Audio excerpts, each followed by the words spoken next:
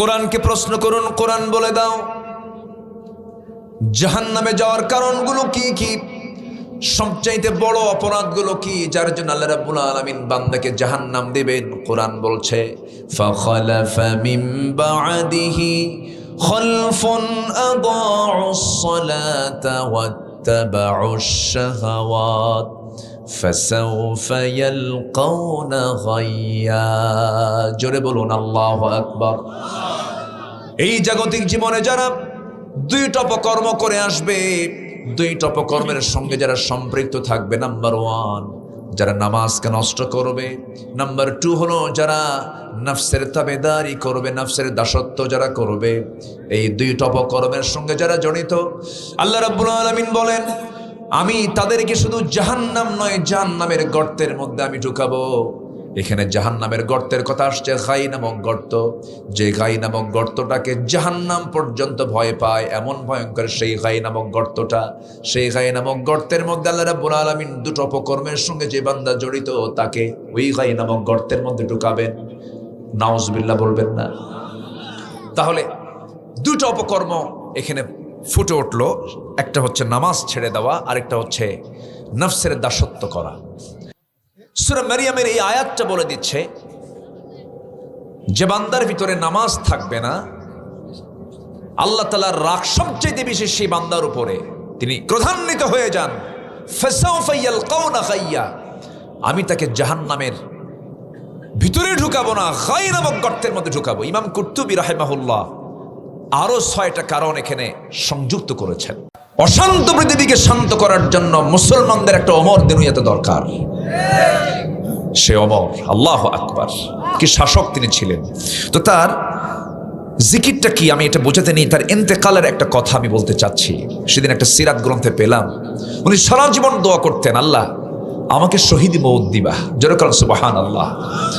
আল্লাহুম্মা রযুকনি শাহাদাতান ফি সাবিলিক ওয়াজআল মাউতি ফি বালাদি রাসূলিক। আল্লাহ তুমি আমাকে শহীদের মওত দিবা এবং নবীর শহরে তুমি আমার মৃত্যু দিয়ে দিবা।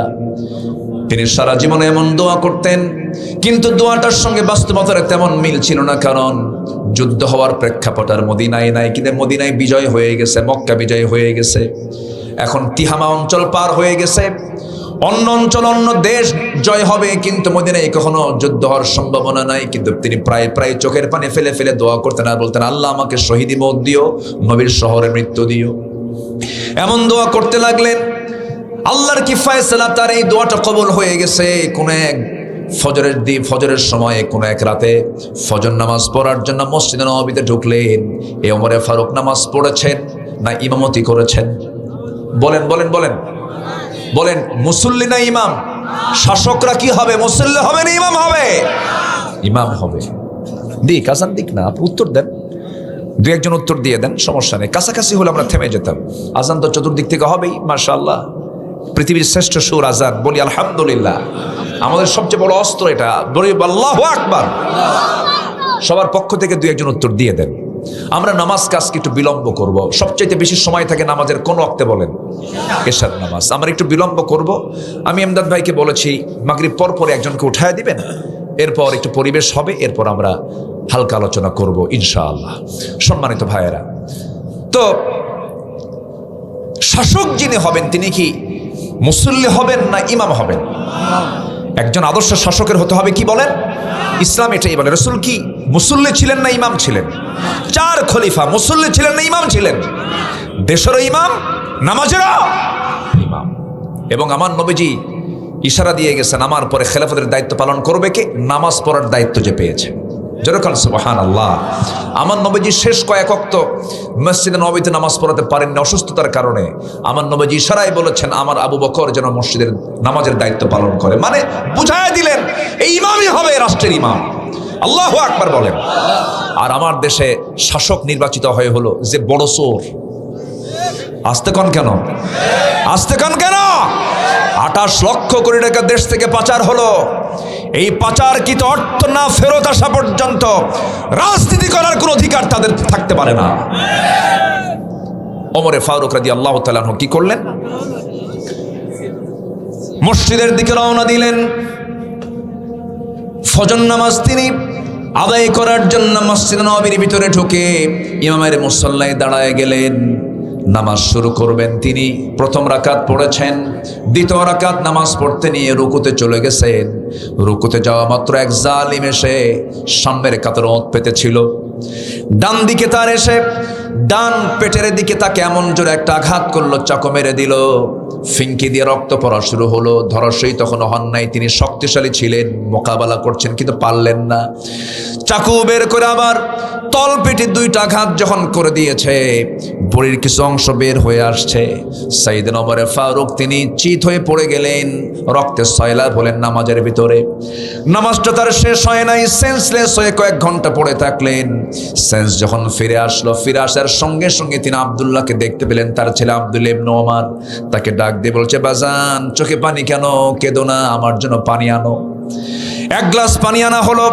সেই পানি যখন তিনি হাতে নিলেন, বলছেন, আব্দুল্লাহ এত অল্প পানি কেন, কিসের পানি এনেছো আব্বা, আপনি পানি পান করবেন এই জন্য আমি পানি এনেছি। না, আমার তৃষ্ণা নাই, আমার তৃষ্ণা হলো ফজর নামাজটা আমার এখনো হয় নাই, হুজুর পানি আনো, আমাকে নামাজ পড়তে হবে। যেরকম সুবহানাল্লাহ, এটার নাম জিকির। এটার নাম কি বলেন? জিকির। রক্তরঞ্জিত ওমর ফারুক রাদিয়াল্লাহু তাআলা আনহু বলে ফেললেন, ও আমার আব্দুল্লাহ পানি আনো। পানি আনা হলো, ওযু বানালেন। চেষ্টা করছেন দাঁড়িয়ে নামাজ পড়ার জন্য, ভুঁড়ি বের হওয়া, গামছা দিয়ে বেঁধে ফেললেন, দাঁড়িয়ে পারলেন না, রক্ত শূন্যতায় পড়ে গেছেন। বসে পড়লেন, তাও পারলেন না। শুয়ে তিনি ইশারা করে ফজর নামাজটা আগে পড়লেন। নামাজটা শেষ হওয়ার সঙ্গে সঙ্গেই আমার নবীর এই প্রিয় সাহাবী ওমর ফারুক বলছেন তার সন্তানকে লক্ষ্য করে, আব্দুল্লাহ কান্দো কেন? আল্লাহ আমার নেক নিয়ত মঞ্জুর করেছেন, আমি শহীদের দরজা পেয়ে যাচ্ছি। আমি সারা জীবন দোয়া করেছি আমি আজকে শহীদের মর্যাদা পেয়ে যাব, কারণ আমাকে যে আঘাত করেছে সে মুসলিম পরিবারের কোনো সন্তান নয়, সে নিজেও মুসলিম নয়। আবু লুলু মাজুসি নামক একজন অগ্নি পূজক আমাকে আঘাত করেছে, আমি নিশ্চিত শহীদ হয়ে যাব আমি। ও আব্দুল্লাহ, তুমি আর চোখের পানি ফেলো না। এবার বলছে, আব্বা হাকিম নিয়ে আসছি, ডাক্তার নিয়ে আসছি। ওমর ফারুক বলছেন, ডাক্তার দিয়ে কি করবো, আপনার চিকিৎসা করা দরকার। আপনার চিকিৎসার জন্য আমি হাকিমকে ডাক দিয়েছি, মেহেরবানি করে আব্বা চিকিৎসা গ্রহণ করুন। এবার ডাক্তারকে সামনে ডেকে নিয়ে বসায় বলেন, ডাক্তার কি চিকিৎসা করবা বলো? আমি তো আমার নাকের মধ্যে জান্নাতের ঘ্রাণ পেতেছি। দুধের পানি, দুধের একটা গ্লাস দেওয়া হলো।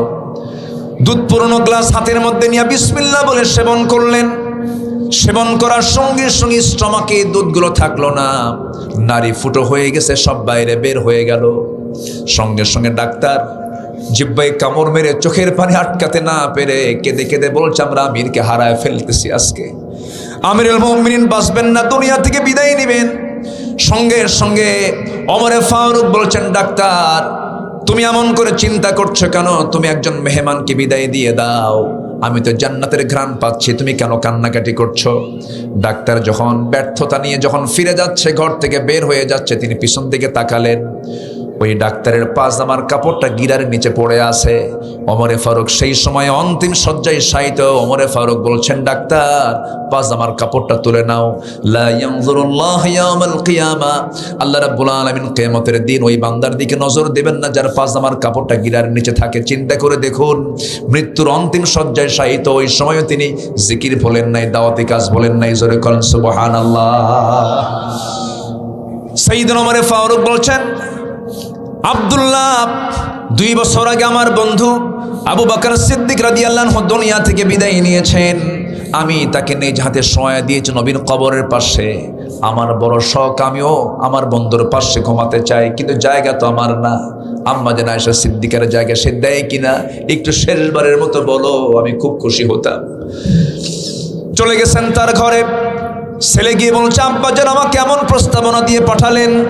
সঙ্গে সঙ্গে ভিতর থেকে কান্না বিজড়িত কণ্ঠে আওয়াজ বের হলো, হারে অর্ধ দুনিয়ার শাসনকর্তা ওমরের মতো মানুষ সামান্য ঠুনকো একটা জিনিস আমার কাছে আবদার করছে। ঠিক আছে, আমি আমার কবরটা ওই জায়গায় রাখলাম না, আমি আমার জায়গাটা ওমর ফারুকরে দান করে দিলাম। এই প্রেক্ষাপট টানার মূল কারণ হলো সব ভুলে গেলে কোনো সমস্যা নাই, কিন্তু ভোলা যাবে না যাকে, তিনি আমার চিল্লায় বলুন কে? আসতে বলে তিনি আমার কে? আমাকে দেখেন কে? আমাকে শোনেন কে? আমাকে জানেন কে? আমার চোখ চালান কে? আমার কান চালান কে? আমার জিহবা চালান কে? এই চোখের মধ্যে পানি আছে না নাই? চোখটা পানিতে ভাসমান রেখে দিয়েছেন কে? চোখের পানি লবণ না মিঠা? বলেন বলেন। চোখের পানি হলো লবণ। আল্লাহ রাব্বুল আলামিন কেমন করে লবণ করে চোখের পানি বের করে দিলেন 24 ঘন্টায়। 24 ঘন্টায় 1 মিলিলিটার চোখের পানি আল্লাহ পাক বের করেন। প্রতি মিনিটে ওয়াইফারের মতো 15 থেকে 20 বার চোখের পলক ফেলার ব্যবস্থা করেন। কানের মধ্যে আল্লাহ রাব্বুল আলামিন ময়লা দিয়েছেন, সেই ময়লাগুলো কাজের ময়লা।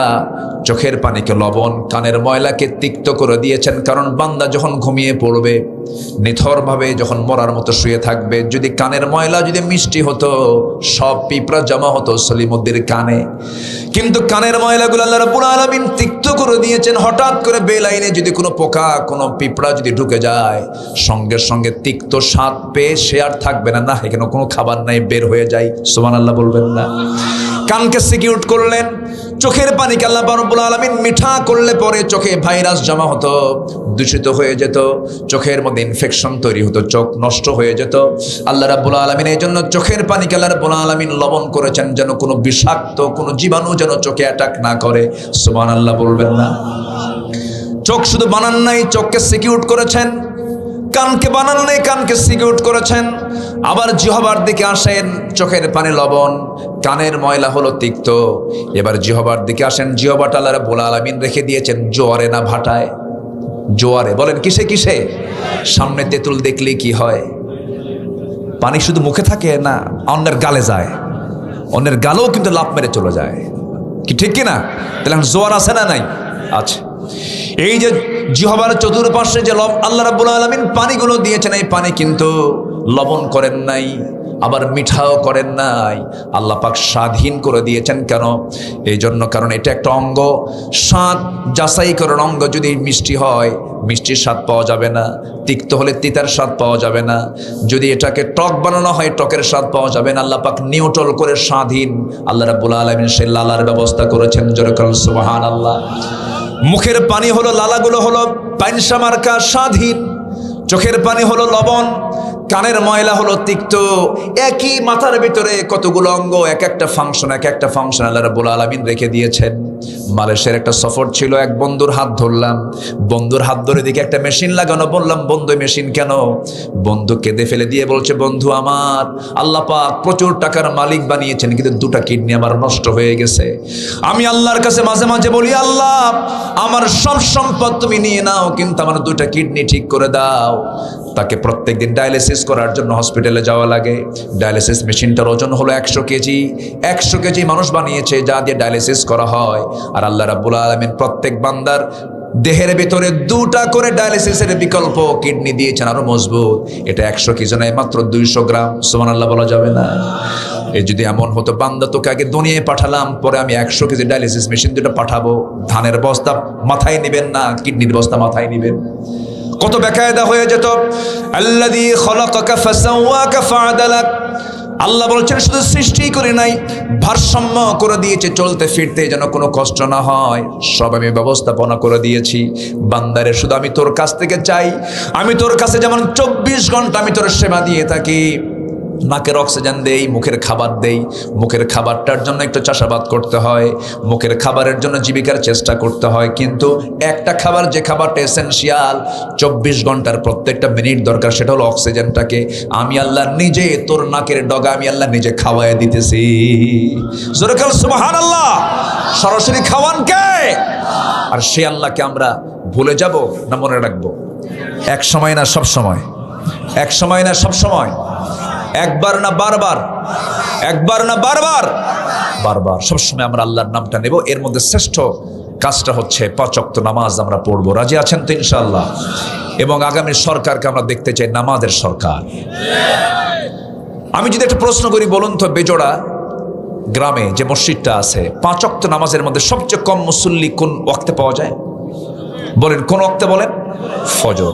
আচ্ছা, মানুষ বাড়িতে বেশি থাকে কোন সময় বেশি বলেন তো? ওই ফজরই থাকে। তাহলে ফজরে বাড়িতে থাকার পরও মসজিদ ফাঁকা থাকে কেন? মুসল্লিগুলো, ওই মানুষগুলো যায় কোথায়? মেরাজে? আজকে তো মেরাজ না? হ্যাঁ, রজব মাসের আজকে 14 তারিখ। তাহলে এই লোকগুলো ফজরে গেল না। আচ্ছা, হ্যাঁ, রজবের 27 তারিখ মনে হয়। আচ্ছা, এটা অথেন্টিক কোনো সোর্স নেই। মেরাজ হয়েছে এটা সত্য, কিন্তু এটার উপলক্ষে অতিরঞ্জিত কিছু কথা আমার দেশে আছে। তবে হ্যাঁ, মেরাজ সত্য। মেরাজ কি সত্য, এতে কোনো সন্দেহ নাই। পৃথিবীর Marconi, Faraday, James Watt, Copernicus, Einstein, Dalton, Galileo, এই যে বিজ্ঞানীরা যে তথ্যগুলো দিয়েছে আকাশের, আর আমার নবীজি শুধু এই আকাশ না, 7 আকাশ পেরিয়ে সিদরাতুল মুনতাহা পেরিয়ে আরশ আজিমের মেহমান হয়েছেন। কত বড় বিজ্ঞানী মুহাম্মদ সাল্লাল্লাহু। গবেষণা চলছে, মেরাজ নিয়ে এখনো গবেষণা চলছে, এটা চলমান, কিয়ামত হয়ে যাবে, গবেষণা শেষ হবে না, কিন্তু মেরাজ হয়েছে, এতে কোনো সন্দেহ। আসরা বিআবদিহি লাইলাম মিনাল মসজিদিল হারাম ইলাল মসজিদিল আকসা। সম্মানিত ভাইয়েরা, তো এখন ফজরের সময় মসজিদে পাওয়া যায় বুড়া 5-6 জন মুসল্লি। বুড়া, যখন বুড়া চাচাকে বলা হয়, চাচা আপনি মসজিদে আসছেন, আপনি তো মাযুর। বাবা আমিও আসতাম না, বুড়ি নাই তো, বুড়ি থাকলে আমি আসতাম না। তো এই যে মসজিদের হালত, এটা কি আমার আপনার জন্য আশার দিক না হতাশার দিক? মানে এটা কি চরম বিপদ না, শুধু বিপদ না, চরম বিপদ? চরম বিপদ। এটা গজবের কারণ। কিন্তু মসজিদ ফাঁকা থাকে, মসজিদগুলো পাকা, এসি, শীতাতাপ নিয়ন্ত্রিত, কিন্তু মুসল্লি নাই। আমি আজকে একটা ওয়াদা করে যাচ্ছি, যদি আপনার গ্রামে নামাজ বাস্তবায়ন কমিটি, যদি একটা কমিটি করে যদি মসজিদ ভিত্তিক যদি মুসল্লিকে যদি নির্বাচন করা হতো, মসজিদে যদি আনানো যেত, যেদিন আপনি দেখবেন আপনার বেজরা মসজিদের মুসল্লি জোহর, আসর, মাগরিব, এশার চাইতে ফজরের মুসল্লি বেশি, আল্লাহর কসম, ইন্নাস সালাতা তানহা আনিল ফাহশাই ওয়াল মুনকার, আল্লাহর কসম, এই গ্রাম থেকে মাদক, নেশা, জিনা সব বন্ধ হয়ে যাবে। নামাজই তো জাতি পড়ে না। জুমার দিন মাত্র 15% মানুষ নামাজ পড়ে। আজকে মুসলমানকে নামাজের ব্যাপারে বলতে হয় কেন? এই সিচুয়েশন থাকতো না যদি নামাজের সরকার যদি বাংলার জমিনে কায়েম হয়ে যেত। তখন সরকার দায়িত্ব নিত কি? এই জাতিকে দুনিয়ার কল্যাণের জন্য কাজ করতে হবে, এই জাতিকে জাহান্নাম থেকে বাঁচানোর চেষ্টা করতে হবে। আমার দেশে কায়েম আছে সুদ না যাকাত? বলেন, সুদ না যাকাত? আল্লাহর আইন কোনটা? বলেন, আল্লাহর আইন কোনটা? আর আমরা করেছি কোনটা? সুদ। তাহলে যাকাত যদি কায়েম হয়ে যায়, সুদের গন্ধ এলাকায় আর পাওয়া যাবে, সমাজ আর পাওয়া যাবে না। 1000 বছর ওয়াজ করে সুদ বন্ধ হবে? বন্ধ হবে না। আমার দেশে ওয়াজ বেশি না আমল বেশি? হ্যাঁ, আমল বেশি। জাতি যে পরিমাণ বিড়ি খায়, আল্লাহু আকবার, এত বিড়ি এই জাতি খায়, একটু মানুষের কাছে গেলে পরে টের পাওয়া যায় যে মানুষ কি পরিমাণ বিড়ি খায়। 1000 কোটি টাকা বিড়ির পিছনে খরচ করে, আবার মাহফিলে এসে প্রশ্ন করে, হুজুর বিড়ি খাওয়া কি জায়েজ আছে? মানে উনি জায়েজের চেষ্টায় আছে। আল্লাহ আমাদেরকে সকল প্রকার নেশা থেকে, অমানবিক, অসামাজিক কাজ থেকে আল্লাহ পাক হেফাজত করুন। ইমানদাররা হবে ব্যক্তিত্বহীন না ব্যক্তিত্ববান? ইমানদাররা হবে হচ্ছে ব্যক্তিত্ববান হবে, ব্যক্তিত্ব সম্পন্ন হবে, কোনো নেশার দিকে থাকবে না, বেনামাজি হবে না, জিকির করবে সর্বক্ষণ। কার? আসতে বলবেন না, কার? একবার না বারবার? বারবার। এই জিকিরটা আমার জিহবা দিয়ে আল্লাহর নামের জিকির করে জিহবাকে ভিজায় রাখবো আমরা সর্বক্ষণ। কার জন্য? আল্লাহর জন্য। আমার নবীজির ঠোঁট সর্বক্ষণ নড়তো, সুবহানাল্লাহ বলে। আমার নবীজি দীর্ঘ সময় চুপ মেরে থাকতেন, কথা বলতেন না। আমরা কথা বেশি বলি, রাসূল কথা খুব কম বলতেন। মাঝে মাঝে বোঝা যেত সাহাবায়েরা ভাবতেন যে রাসূল বুঝি কথাই বলবেন না, চুপচাপ থাকতেন, সর্বক্ষণ থাকতো। কার জিকির? আসতে বলুন না, কার জিকির?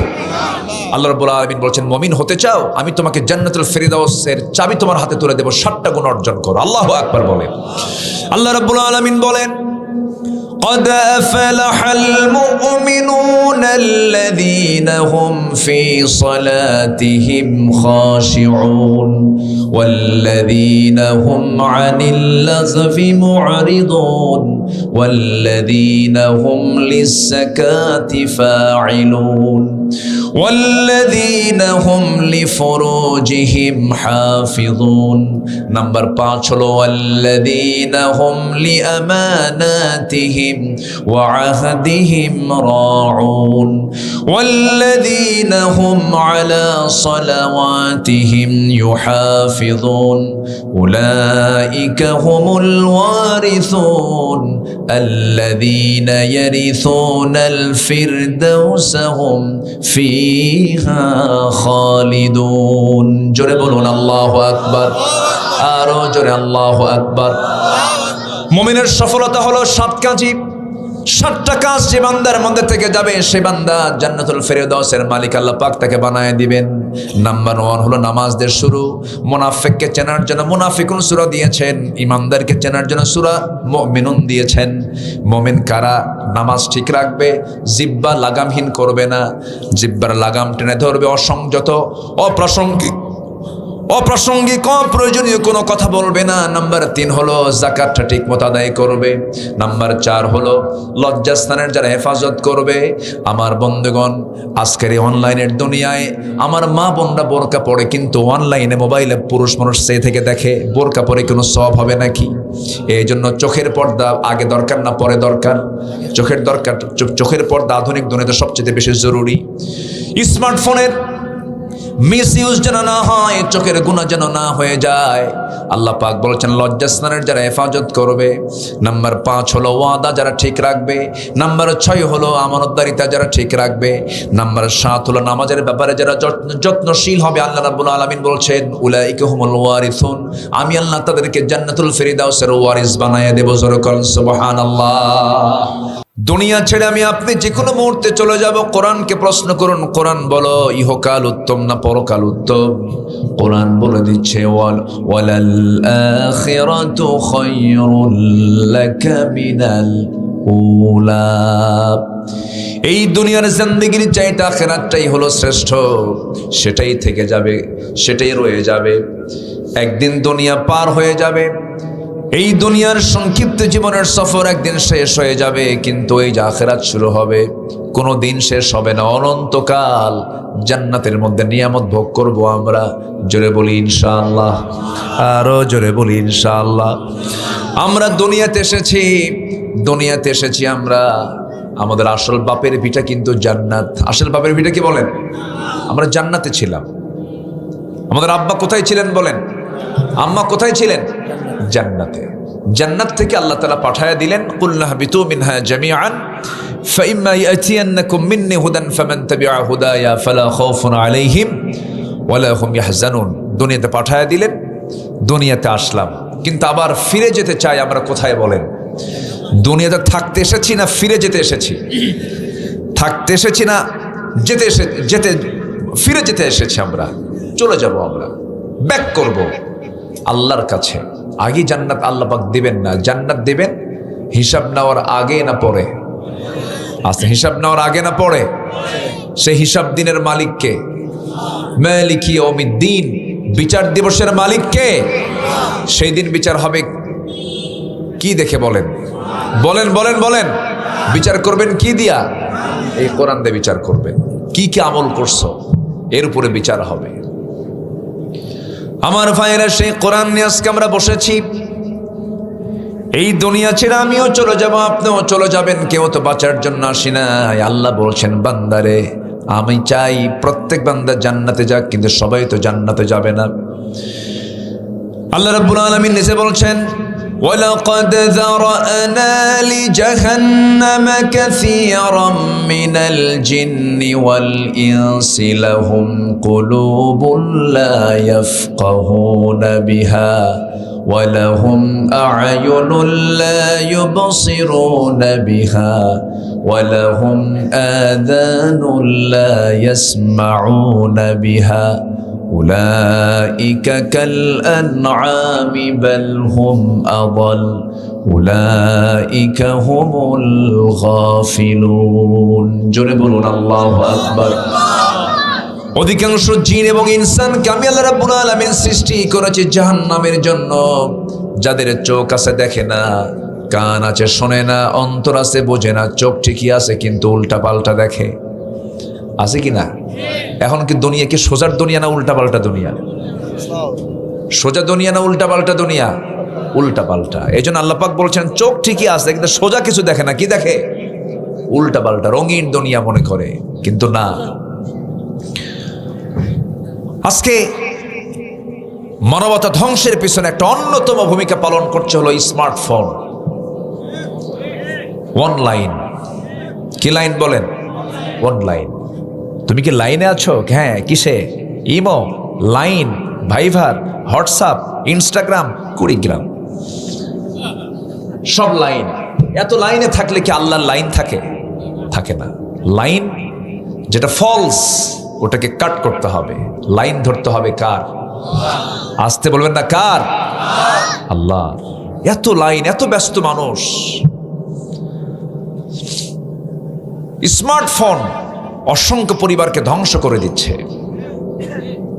ছেলের চোখ থেকে, বাচ্চার নবজাতকের চোখ থেকে শুরু করে যুবকের চরিত্র পর্যন্ত সব ধ্বংস করে দিচ্ছে। এটার মিসইউজ অসংখ্য পরিবারে আগুন ধরায় দিচ্ছে। কার বউ কে নিয়ে শুয়ে থাকে তার হিসাব নাই।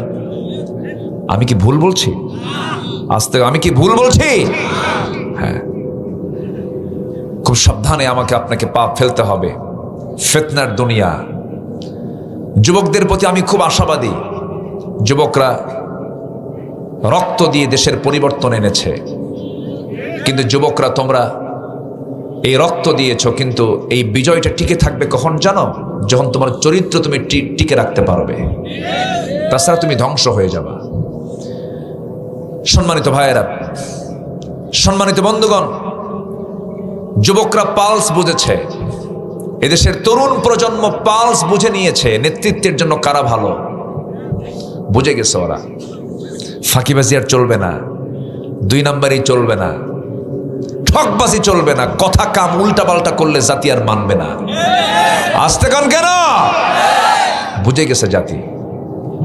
এখন 9-6 করে বাংলাদেশকে সাজানো যাবে না, আর বাংলাদেশকে আর পরিচালনা করা যাবে না।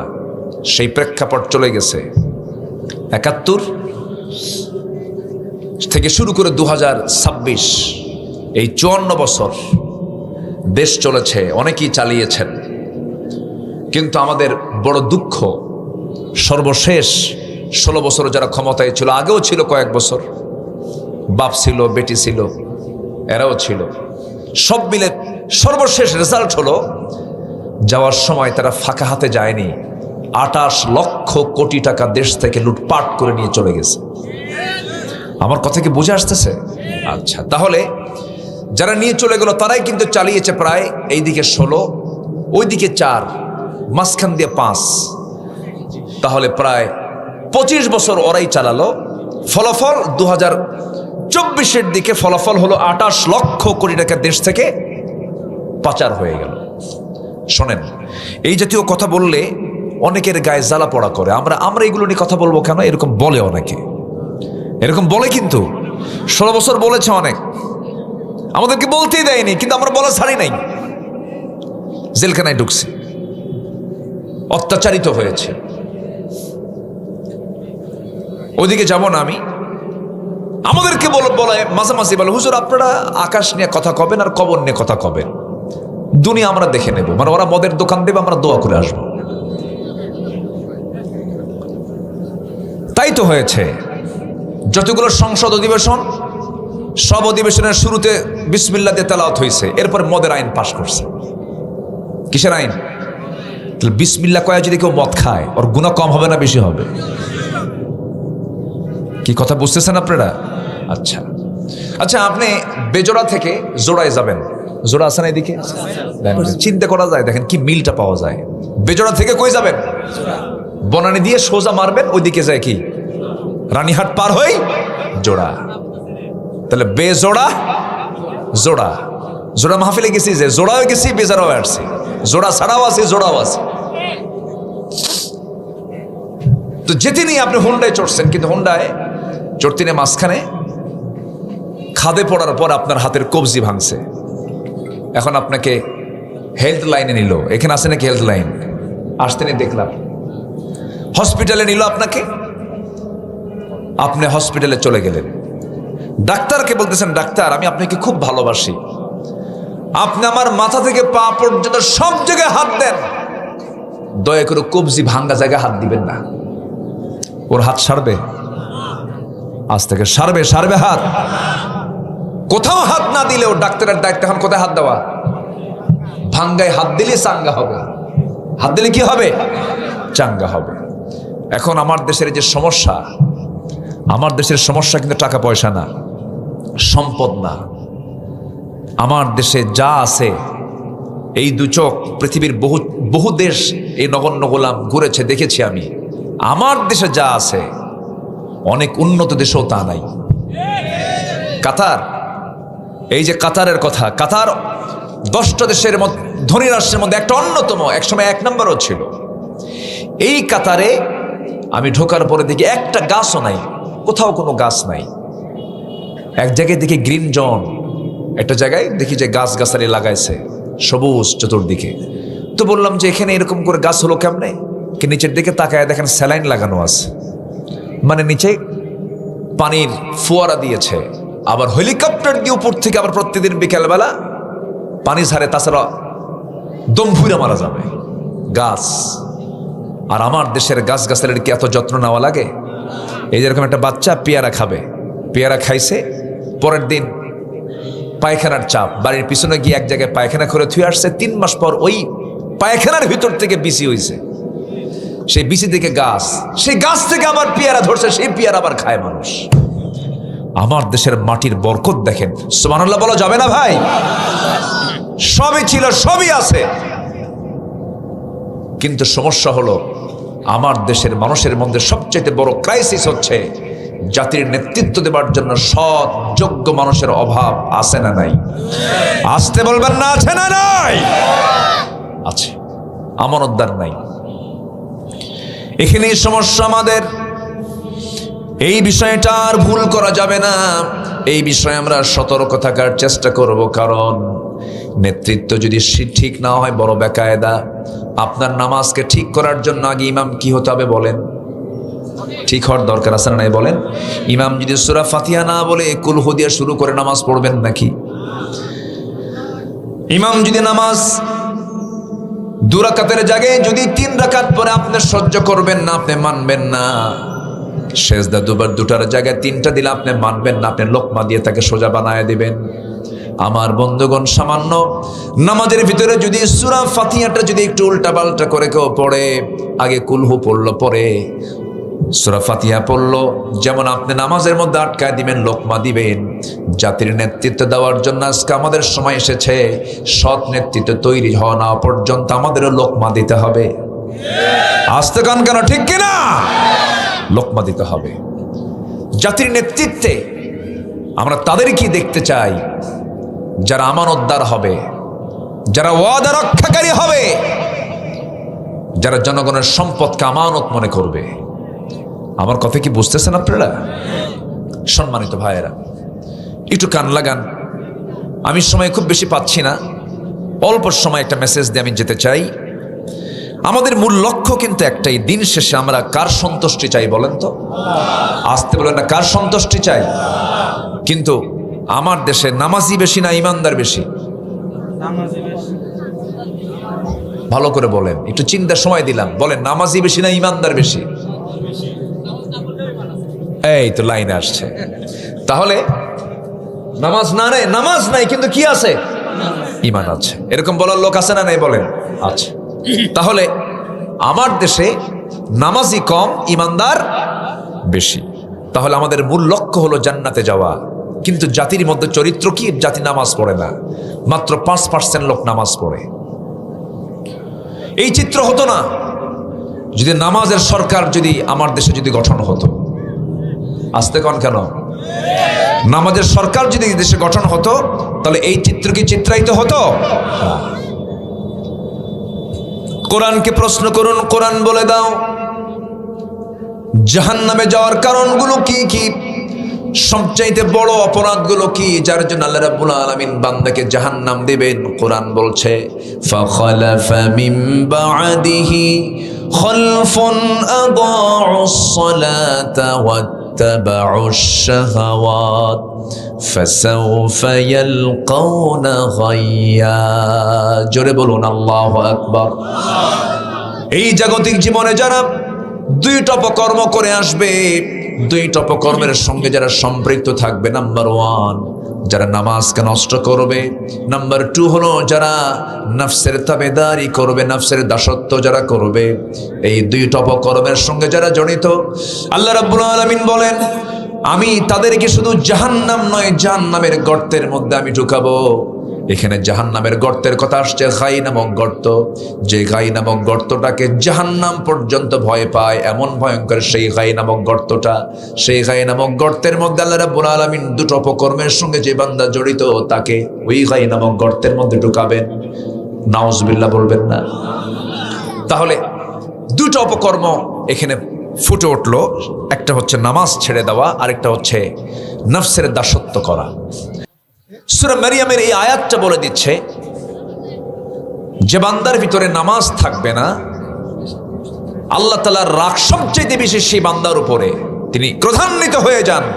ফাসাউফা ইয়ালকাউনা গাইয়া, আমি তাকে জাহান্নামের ভিতরে ঢুকাবো না, গাই নামক গর্তের মধ্যে ঢুকাবো। ইমাম কুরতুবী রাহিমাহুল্লাহ আরো 6টা কারণ এখানে সংযুক্ত করেছেন। সম্মানিত ভাইয়েরা, এই 54 বছর জাতিকে জাহান্নাম থেকে বাঁচানোর জন্য নামাজের কোনো আইন, নামাজের কোনো বিল পার্লামেন্টে কেউ উত্থাপন করেছিল? আসতে কয় কেউ করেছিল? আচ্ছা, উত্থাপন করবি বাবা কেমনে? তারা তো নিজেরাই নামাজ পড়ে না। পার্লামেন্টে গান গাওয়ার লোক ছিল, পার্লামেন্টে খেলাধুলা করার লোক ছিল, কিন্তু একটা তেলাওয়াত করার মতো যে একটা মানুষ, সেটা 16 বছরের জাতি কখনো পায়নি। কি পেয়েছে? এক এমপি তেলাওয়াতের দায়িত্ব নিয়েছে, কারি সাহেব যায় নাই সেই দিন, আমার নিজের কানে শোনা। এক এমপিকে বলা হলো আপনি তেলাওয়াত করেন। কেল হে আল্লাহ হেদ, শয়তানকে তোর সাথে তেলাওয়াত আমার ভালো আছে। তাদের ইসলামের জ্ঞান কতটুকু? আগামীকাল ঈদুল আজহার জানাজা নামাজ, এই চিত্র আর চিত্রায়িত আমরা হতে দেব না বাংলার জমিনে। গোটা পৃথিবীর দ্বিতীয় বৃহত্তম মুসলিম জনপদ বাংলাদেশ, 20 কোটি তৌহিদি জনতার এই বাংলাদেশে কেউ শাসন করেছে 9 বছর, কেউ 25 বছর, কেউ 16 বছর। মঈনুদ্দিন ফখরুদ্দিন কেয়ারটেকার গভর্নমেন্ট, অভ্যন্তরীণ সরকার সহ কয়েক বছর, সব দেখা শেষ। কেউ জাহান্নাম থেকে বাঁচানোর জন্য মিনিমাম নামাজের আইনটুকু বিল উত্থাপন করতে পারে নাই পার্লামেন্টে। অতএব জাতিকে জাহান্নাম থেকে বাঁচানোর জন্য যে দল, যে শক্তি দুনিয়াতেও কল্যাণ চায়, আখিরাতেও মুক্তির জন্য আন্দোলন করে, তাদের কি আমরা সমর্থন দেব ইনশাআল্লাহ। সেই নেতৃত্বে মানতে রাজি আছেন কারা কারা? হাত উঁচু করে দেখান মুসলমান।